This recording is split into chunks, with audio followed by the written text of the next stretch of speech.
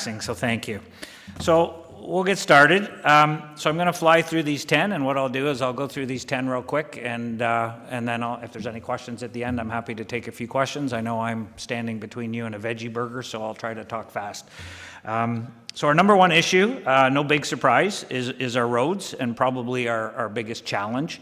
I have a screen above me here, so if you see me looking up here, you know I'm not stargazing. We now spend about $50 million a year on our roads. We have 5,400 lane kilometers of roads across the municipality. Lane kilometers is obviously both ways, both lanes, and that is pretty close to the distance coast to coast in Canada from one sea to the other. So I don't offer that up as any kind of an excuse for our roads or the condition of our roads, but just the reality of some of the challenges that we face and our staff face every single day. So we spend 90% more on roads right now than we did just 10 years ago. And the question always becomes with our council and our staff, when is enough enough? And why are we struggling so much with our roads? When you talk about climate change and you talk about a wet spring like we've had this year and the freeze and thaw cycles that we're getting every winter, our roads that, some were designed to last 15 years are now lasting, 11, 9, 10, or 11 years. So we have to change the way we do business to try to, to keep up with that, so it becomes a challenge. So I just want to put that challenge in a little bit of perspective for you. We have a very large area with many roads and obviously a sparse population. So just look at this quick comparison we have here with Toronto. I know Toronto's an urban area and we're a rural community, but they have 80 property owners for every kilometer of road. We in the Kawartha Lakes have 7. We spend 35 cents of every tax dollar on our roads. Toronto spends 5 cents of every tax dollar. So just to put it in a little bit of perspective, if we bring it a little bit closer to our community, even Peterborough has 37 households per lane kilometer in their community, and they spend 20 cents of each tax dollar on roads. So, we have a lot of other things that are going on in our city. I always like to tell people it's not just about roads. They don't always agree with me, but there are a lot of things going on, and competing with those tax dollars is always a challenge. Just for a tidbit of information, the average residential taxes in Toronto are $3,020 on an average home. Peterborough, the average residential taxes are $3,064, and in Kawartha Lakes, the average residential taxes are $2,700 on an average home. So, again, just trying to put it in perspective. Obviously, roads are a big part of the Kawartha Lakes. It's hard to believe, but true, that roads and related assets such as bridges, sidewalks, parking lots account for over half of our $3.2 billion in assets that we have as a city. We are taking care of our roads like we never have before. They have had many years of neglect. Over the past 20 years, we've probably been underfunding our roads. We haven't been ditching and brushing and putting the proper amount of calcium. As councils tried to keep tax increases to a reasonable level, money was always being taken out of certain areas of the budget.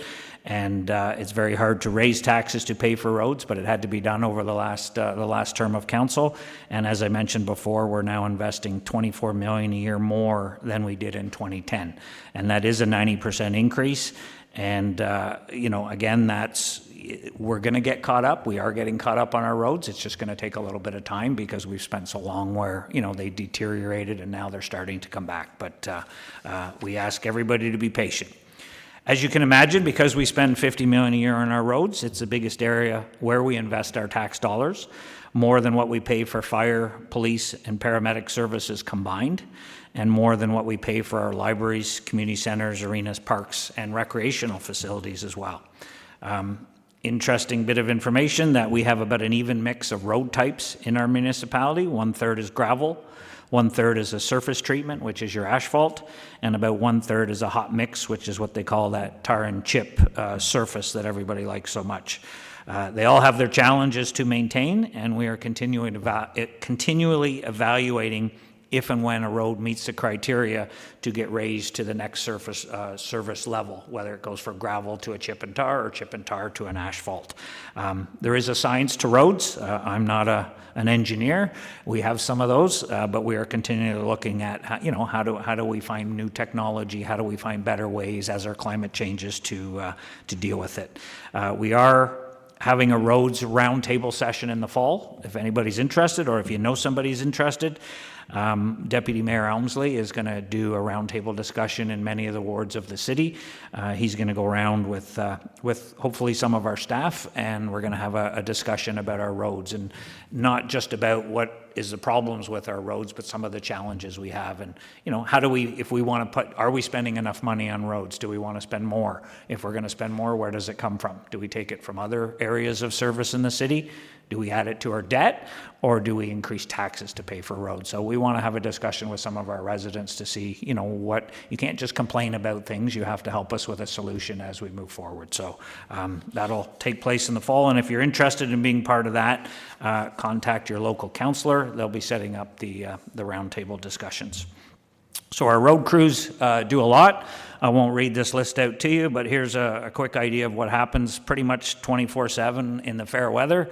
Obviously, when you get a wet spring like we had this year, then some of this stuff gets put on hold, and we are running, I believe, about 3 to 4 weeks behind on a lot of our regular maintenance because of the wet spring. But there's certainly a constant cycle of events from our roads department, from grading, patching, sweeping, ditching, painting, etc. Lots of stuff to keep them busy. I'm going to show you a picture of winter here, unfortunately. Not such a nice, we finally get to summer, and we'll blame Christine. So when November hits, we switch to winter maintenance. This includes round-the-clock patrols as our level of service, so that we can be on top of plowing, sanding, salting of all our roads, sidewalks, and parking lots. You might wonder some days when we're going to get to your road, but just remember everyone is on the list, as long as you're not on a private road. And we are moving across the distance almost equal to Canada coast to coast every time we have a winter event. So unfortunately, this takes time, and somebody always has to be first in that level of service, and somebody always has to be last. Usually the people who are first are very happy with their level of service, and the people who are last are not so happy with their level of service. We do spend about 50% more on winter control than we did a decade ago. We used to have about 40 winter events on average a year. A winter event can be a snowfall or a freezing rain anytime there's a full call out of our crews. So we used to do, over the last 10 years, about 40 winter events on average, as I mentioned. Last winter, we had 57 winter events. So each event is treated differently, depending on what it is, obviously, whether it's sanding and salting or whether it's a full plow, you know, removing snow. But each winter event that we have costs the city about $125,000 to clear all our 5,400 lane kilometers of road. Whether we're plowing or clearing, we try to do that whole level of service within 8 to 10 hours. So we have about 77 plow routes across the city, so you can imagine it's quite a chore. So if you take 57 events times $125,000 per event, you can see where we use up our $8.3 million in winter control budget pretty fast. So as I mentioned, roads are a challenge with the changing climate. We need to change the way we're doing business, and we're certainly continuing to work with our staff. We like to poke fun at ourselves sometimes, so I had them, against better advice, put that picture in. He's not a local resident. I think he got excited that walleye season was opening a couple of weeks ago. But that's that's some of the challenge. And as much as we laugh at that picture, when you see the water in a hole like that, you can imagine the difficulty in trying to patch that hole and getting the water out. And how do you do that? We need it to dry out, and it certainly helps when we're having better weather. So we're going to move right into number 2. Roads was our biggest issue, so I wanted to touch on it first. Our downtowns, very important, downtowns and community improvement. We're investing in new infrastructure, roads, and sidewalks. It was last done in the early 1900s. They're crumbling and breaking, and we need to increase capacity for growth and give it a new, refreshing look across the city and be more pedestrian-friendly. Lindsay is underway, as you probably know from all the construction. Fenland Falls is in the planning stages this year. Bob Cajun was done several years ago. You told us that our downtowns were important as hubs in our communities, and we are giving them the refresh they deserve with new streetlights, benches, crosswalks, and signage. We're in the middle of a downtown parking strategy across all 3 of our largest downtowns, Fenland, Bob Cajun, and Lindsay. We are looking at the need for parking. As we grow, there will be increased demand for parking. I talk to a lot of my counterparts in Eastern Ontario. They don't have parking problems in their downtown. They wish they did. So I always say this is a good problem to have. It means people want to visit our downtowns and live there and shop there. But no matter where you live, at some point you or your family will need to park in one of our 3 downtowns. We're asking for your input. We have a survey up, I believe it's still up, a map showing where you normally park and where you run into parking challenges. It's a little bit of a survey to give us some information as we review our parking challenges across the city. So as I mentioned before, it's a good problem to have, in my opinion. The $1 Million Makeover has been another great program we've implemented over the last few years. Never has more money been available to enhance our downtown communities. And I'm not just talking about the big Fenland, Bobcaygeon, and Lindsay. This money is available across the entire municipality. The $1 Million Makeover, along with our revitalization committees, volunteers, have been bringing ideas forward, and businesses have been investing in their properties with grant and low interest funding opportunities. We had great success with the initial uptake, and a second intake ends June 21st. So this is obviously an old message. It's ended for the second intake. But keep in mind, this is a 10-year program for our community improvement plan, so the funds will carry over. So if we didn't get in on the second intake, there'll be future intakes coming. The whole city was considered a community improvement area by council. This funding can be for more attractive facades on your business, lighting and signage, as well as affordable housing above a business, or accessibility on a patio or inside your business. There's lots of opportunities available, so if you know somebody who's interested, pass the word on to them. A couple of examples we have here, one that was approved in Coboconk. We had 4 approved loans and 4 approved grants. The Coboconk Laundry is one of the main buildings as you enter Coboconk. They're going to repaint their exterior and shutters, update the front porch, repair the porch gable, and update to energy-efficient doors. This program was just enough funding for them to make it worth their while to jump on it, so exactly what we intended it for. Also up in the Norland area, this was done a little while ago with the Chamber of Commerce, upgrading this lovely area of Norland. A new public dock, gazebo, and lighting makes it an attractive and welcoming place for visitors and locals alike. Omimi got a grant to upgrade the facade of the new library. It is a city library, but it is not a city building. We rent it from a local landowner. Here's what it should look like with the improvements, with the new facade and the windows and such on the front. It'll be a great upkeep. Again, we had great success with the initial uptake, and the second intake was open till the 21st, but partners like Community Futures continue to show leadership by investing in our community, and Council also invested an additional $100,000 in the 2019 budget for these new and expanded grant programs. As I mentioned, we have awarded $400,000 across the city and have another $700 available right now. And again, whatever doesn't get used up will be carried over for future intakes and future budgets. So if you haven't applied and you know somebody that's interested, have them get in touch with our Economic Development Department and they'll point them in the right direction. Number 3 is our arenas. We took a close look at our arenas during our core service review over the last few years. We found we were spending a lot of money keeping 10 ice pads up and running, most in older buildings that required a lot of upkeep. But we listened to you, and we heard that these buildings are the hub of our communities. We heard that you wanted to keep them, and we asked you to step up and partner with the city in keeping them sustainable. One of the groups that did a great job was the Manors Community Group. They did just that. They got together, they incorporated, they opened up a bank account, they got insurance, and they've raised almost $50,000 toward accessibility improvements in their local arena. And they have local contractors with in-kind services to enhance landscaping and parking. They also found efficiencies with local ice time so that they could move some ice around and offer more groups an opportunity for prime ice time. They also have a good template that they've put together that they're willing to offer or conversate with any other group that might be interested in doing the same thing. So our long-term plan for arenas, we now have in place. We're keeping all our ice pads open. We are investing in the facilities to ensure they maximize their life cycles. Some need more than others. The 5 in the best shape that we have are currently Bobcaygeon, Fenland, Manors, Lindsay, and Woodville. They will receive the needed repairs and maintenance over the next 10 years. Oakwood, Little Britain, and Emily Omimi all need some attention. We've set aside over $11 million to enhance these arenas over the next 10 years as needed. New roofs, flooring, ice, work, lighting, and more. And finally, the Ops Arena is in bad shape. If you've ever played in there, you'll know. It will undergo a full refurbishment in the 2020 season. Design and details are being worked on currently this year.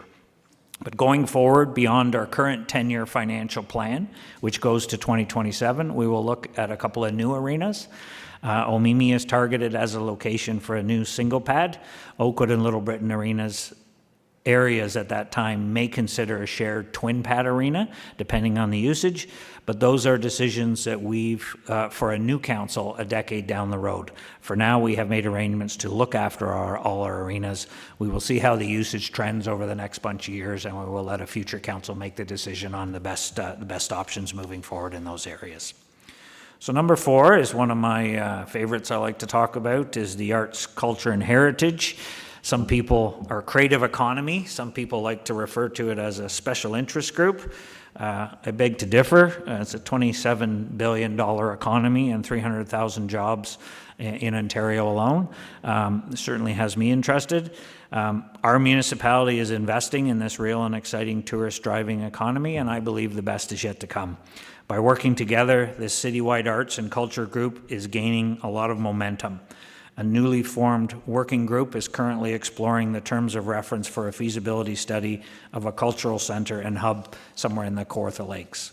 Council has also approved an extra staff person to look after the heritage portfolio, so we can better focus on this growing industry as well. We need to keep the excitement going on this. Our live theatre, our new ideas coming out of our theatres, our art galleries, museums, and the Arts and Heritage Trail are all gaining momentum, and we need to keep that moving forward. We recently held a spotlight on agriculture several months ago. Over 350 farming and agricultural businesses were in attendance. Did you know that agriculture contributes $150 million in total farming revenue across the Kawartha Lakes? And this is an increase of 36% in the last 4 years. We are also seeing a rise in women operating our farms.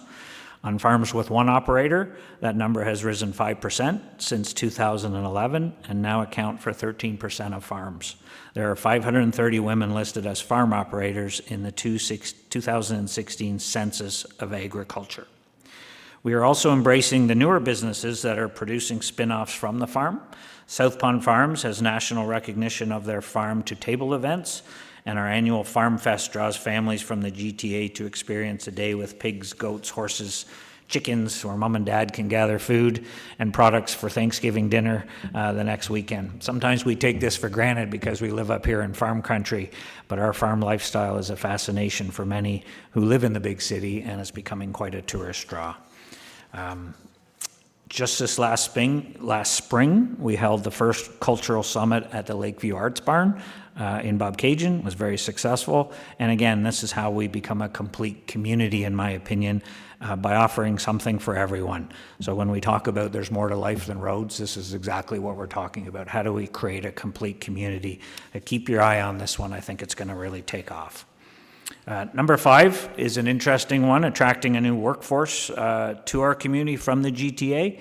Young, vibrant entrepreneurs are moving here with new and exciting ideas and jobs. Economic development has focused on bringing the people here who will invest in our community in tech and green initiatives.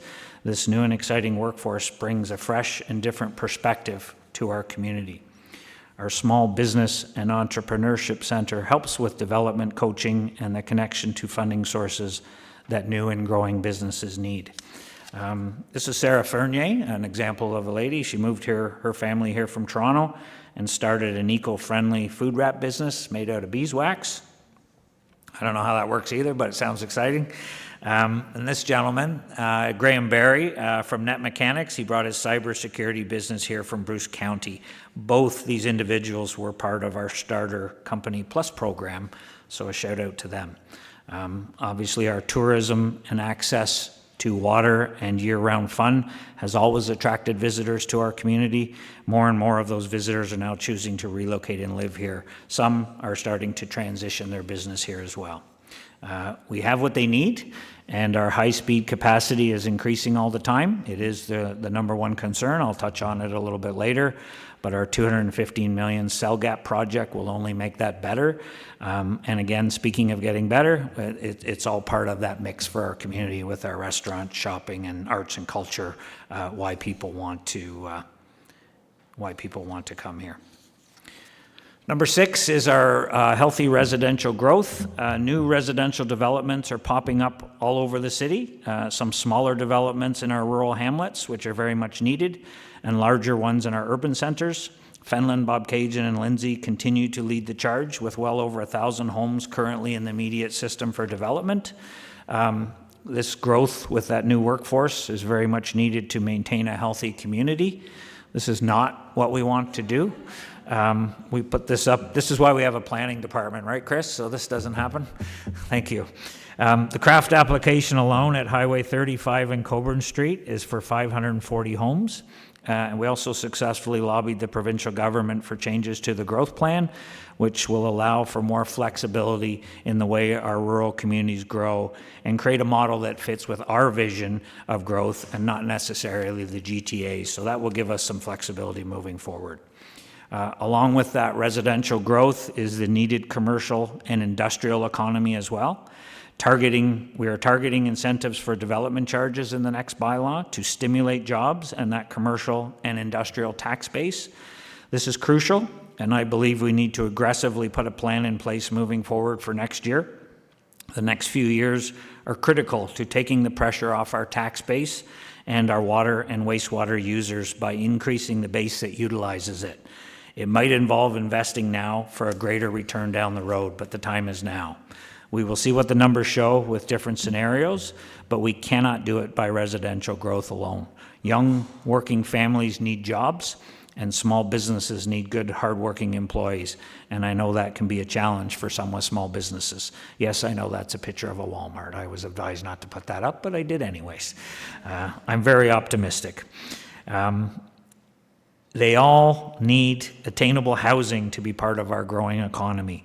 We have put the foundation and capacity in place to accommodate this growth, and I believe the time to pull out the stops and be aggressive is right now.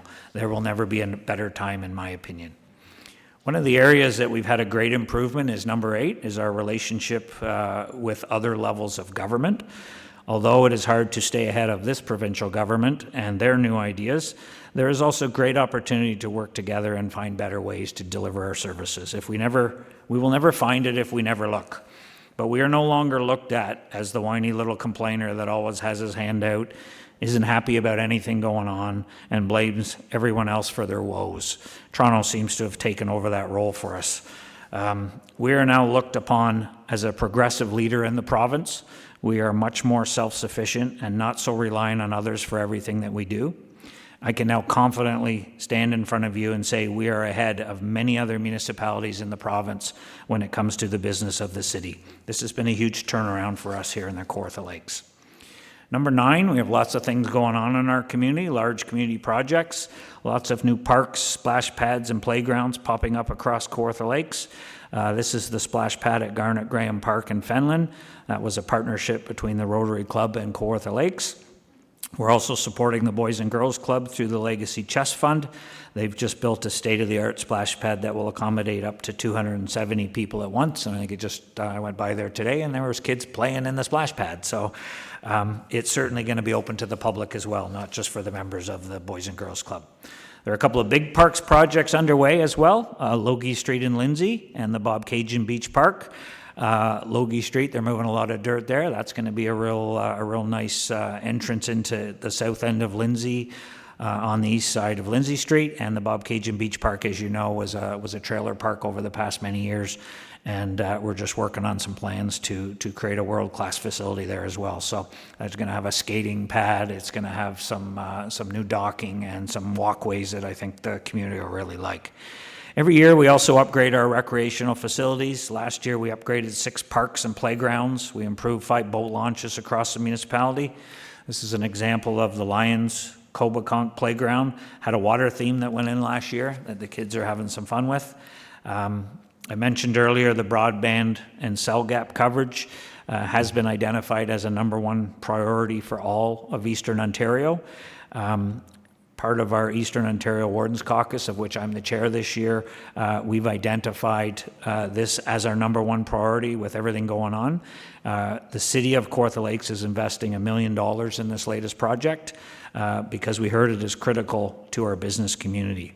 Not only do we need the capacity, but we need access to that capacity as well. Cell gap coverage has about an 83% coverage in Eastern Ontario right now. So if you're driving along and your call gets dropped, you'll know what I mean.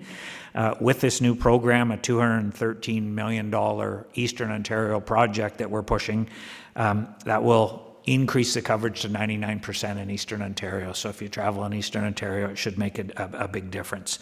The province has committed $71 million in funding from their level of government, and we're working on the federal government for their commitment. And as I mentioned, Eastern Ontario is putting in $10 million, and the private providers, the Rogers and the Bell, will make up the difference with our project. So it's a project that I'm hearing we're very optimistic we should get word in the next little while. So I saved the best for last, one I like to brag about, financial sustainability. Probably the one area that I'm the most proud of. We've come a long way in a few short years. A few facts I want to share with you.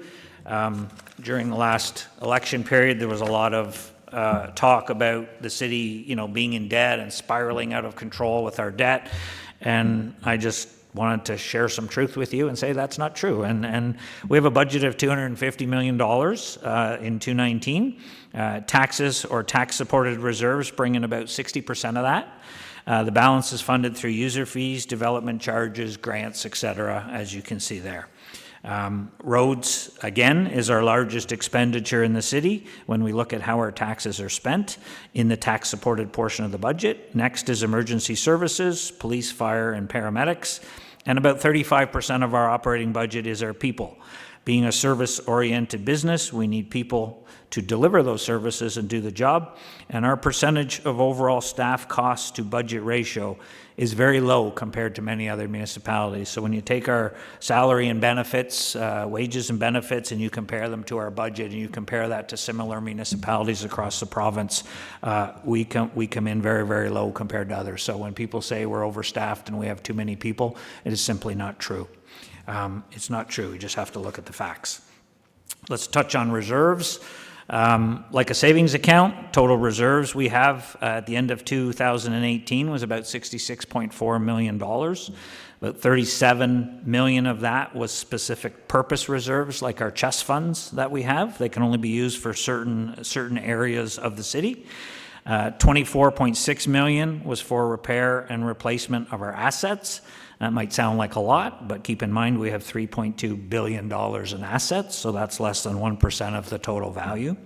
About $4.2 million of city reserves are uncommitted or for contingency, unexpected downloads, reductions in funding, emergencies. And building this reserve is very recent, as it's certainly easier to spend than it is to save money. What the contingency reserve does for us is allows us to go through our cycles with budget.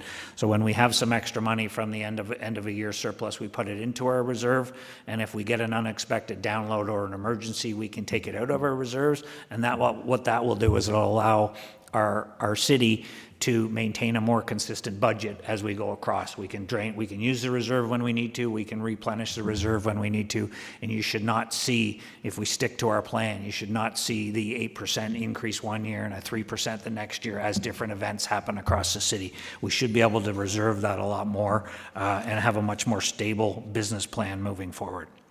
So let's talk about our debt. If you talk about reserves, you have to talk about the debt. City currently has about $115 million in debt. This includes the $25 million that we borrowed as part of our financial plan recently. About $42 million of that is for the repair and replacement of our water and wastewater infrastructure. Water and waste, that debt is on the water and wastewater users. It is not on our overall tax base. Providing safe drinking water is a priority in our municipality, and it should be. And it is very expensive to maintain all the infrastructure we have. We have 21 water systems and 6 wastewater systems across the municipality, hence our fairly high water rates. Tax support debt, approximately $21 million of debt is for repair and replacement of roads and landfill sites. Our Northwest Trunk Sewer has about a $12 million debt left on it, and our development charge debt we have is about $10 million. This debt was necessary to ensure the city can accommodate growth. Again, these debts are paid for by the development community and not by the taxpayer. Approximately $7 million in debt for Kawartha Lakes Housing Corporation to support affordable housing.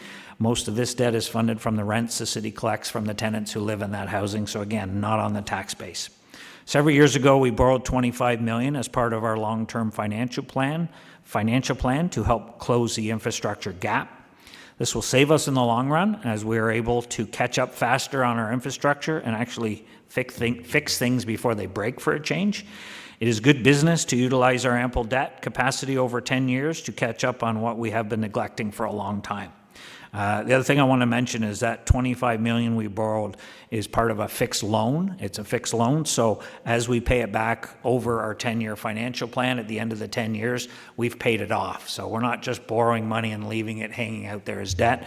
As part of our operating budget, it'll actually be paid off back to zero over the course of the 10-year financial plan.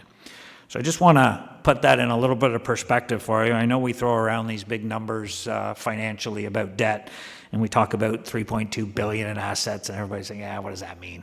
Well, I'll just bring it down to a real-world level. $3.2 billion in assets and $115 million in debt is very similar to having a $300,000 home with a $10,000 mortgage. So not quite upside down.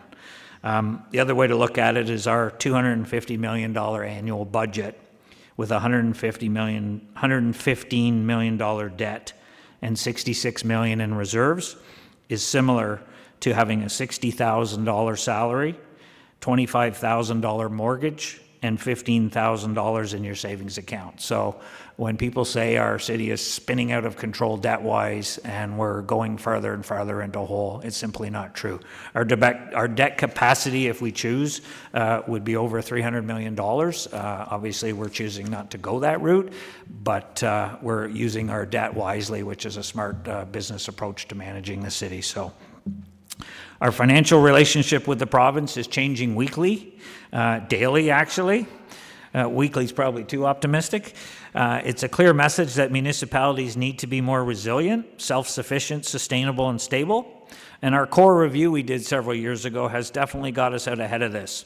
We're receiving $725,000 in transitional funding from the provincial government this year and a one-time federal gas tax payment of $4.6 million.